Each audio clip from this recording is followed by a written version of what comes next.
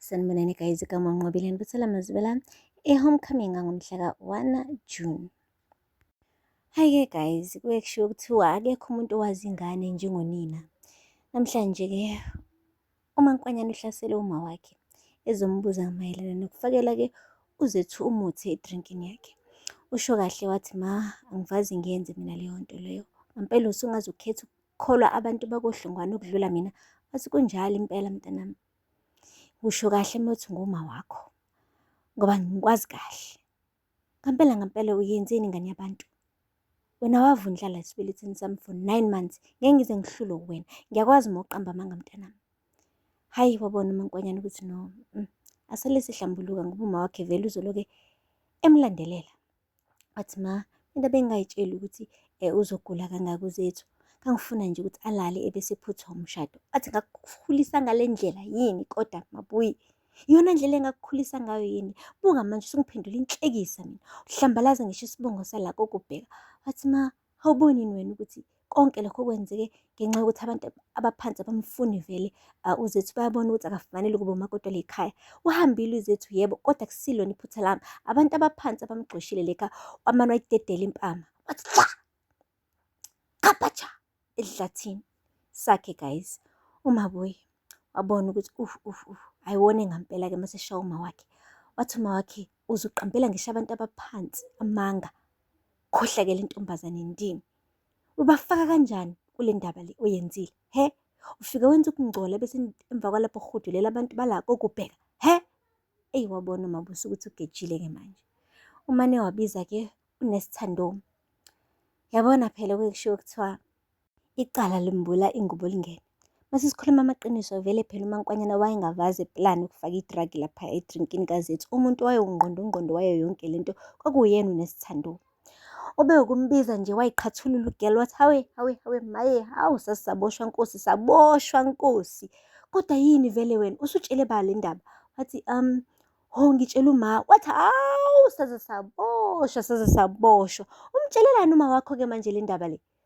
Wathi uyazi mina ukuthi ngingadetshelelwa ngisho isitifiketi sami sokupractice njengonesi lapha eklinikhi mengase bethola ukuthi nami ngi-involved kule ndaba. Kodwa ngeke. Wathi eyi, angazi ngampela sizokwenza njani. Wathi sizokwenza njani? Ungifakelani? Musuke ungifaka mina kule ndaba. Ungabe sengifaka kule ndaba. Wathi hayibo, kumele phela ngikufake. Uwena nje wangitshela ukuthi ngifake i-drug kule drink. Uwena ungqondo wayo yonke lento le. Wathi yabona-ke manje. Hey. Sizoboshwa ngampela-ke manje. Wathi ithina sobathathu esazi le ndaba.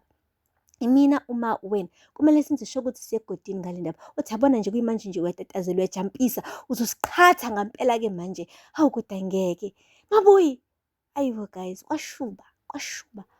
Kwamncane indawo kwasolakala ngisho umgodi wokucasha-ke manje. Nosifiso-ke ngala akenza into ebelula. Kuthe sekuhlela umndeni-ke wonke. Hayi. Washo ukuthi abantu bakohlongane bamdelela bamphuza inyongo. Esho kukhona umaNkwanyana noma wakhe. Lapho uma wakhe beloke emjeqeza ngelinye ilihlo uMabuyi ngoba uyamazi phela ukuthi hayi.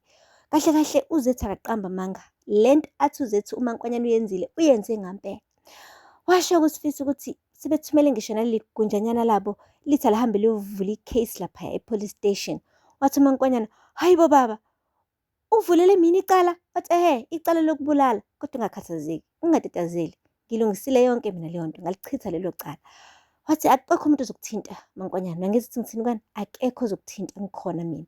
Ephinde futhi amuthi jeqe uma wakhe ngehlo. Ihle likhulumayo guys likhombisayo ukuthi unecala wena ntokazi kahle nalelo jele likufanele. Yey guys, akupheli-ke lapho.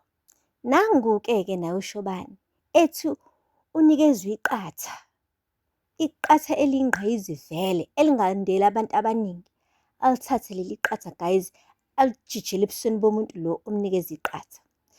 Into eyenzakalile-ke lana guys, uShwabi unikeze uShobani i-advice ukuthi akahambe ekhuluma no-deputy amnikeze umsebenzi as i-head of doctors laphaya e-Okhambeni Clinic. Befika laphaya ubhuti abona iphutha elikhulu engathi ama-suppliers lawo impela kaShwabi adla impela imali azimpela athathe umthamo ogamanxe ngale. Abone-ke uShobani ngoba uhlakaniphile ukuthi no, labantu kahle bayiqumba phansi iklinikhi benza sengathi basinikeza i-medication kanti hayi abantu abagcwalisa amaphakethe ibona. Amanathi-ke usezothola ama-suppliers amasha-ke aphuca ushwabi, iqatha. Kodwa ushwabi kube kuyena umnikezele leli qatha lokube i-head of doctors. Hey guys, inkinga-ke le. Uma wakhe kumkhuzile wathi, mntanami, engathi lesi nqumo sithathayo siyabheda, sizokufaka enkingeni. Wagoloza kusho ubani? Washo uma wakho ukuthi yabona-ke la bantu laba manje usulwa nabo. Hhayi mfana wami, kuzomele ugawule ubheke. Ngoba wena into oyenzayo manje ubaphuca iqatha emlonyeni. Athi hhayi angibaphuci iqatha emlonyeni, ngiyalithatha lelo qatha ngilifake emlonyeni womphakathi. Guys, ushilo-ke kwi-meeting yabo-ke ushwabi benoshobani ukuthi lalela. Ngibona sengathi-ke la bantu abasaplayelayo basiqumba phansi, basidla kakhulu ephaketheni lapha eklinikhi. Kanti nje le klinikhi vele isemakhaya, asinayo imali ethini. Wase wathi-ke ushwabi, lalela-ke ndoda, kubalulekile ukuthi-ke yabo lo muntu ochelela ingadi yakho umnakekele. Wathi cha, kunganjani ngase lo muntu lo ochelela ingadi yami ngimsuse eduzane kwami ngoba ungilethele ukhula. Hayibo! Wamane wathi ushwabi, awu, sesikulethela ukhula manje. Wathi ya, ngibona sengathi impela nilethe ukhula ngokuthi nisidle imali enkulu kangaka. Ngiyithathe-ke manje isinqumo sokuthi ngithole enye i-supply. Wamane wavuma ushwabi wathi kulungile ndoda yamadoda ucabanga kanjalo. Kodwa kubonakala ukuthi ebusweni ngeke. Akekho mnandi ubhuti. Isisukile-ke guys, isiqalile. Angeke avume ushwabi, unenkani ngabi ukuthi aphuce iqatha emlonyeni, especially aphucwe umuntu omsizile ukumfaka laphaya kuleya klinikhi as i-head of doctors. Aphela lapho-ke guys-ke amazwi namhlanje. Ningakhohlwa ukusubscribe, nilike, nikhomente. Until next time, bye. Sanibonani guys, igama Nqobile nibuthela amazwi lami e-homecoming ngomhla ka-1 June. Hayi-ke guys, kuye kushiwo kuthiwa akekho umuntu owazi ingane njengonina. Namhlanje-ke umaNkwanyana uhlasele uma wakhe ezombuza mayelana nokufakela-ke uzethu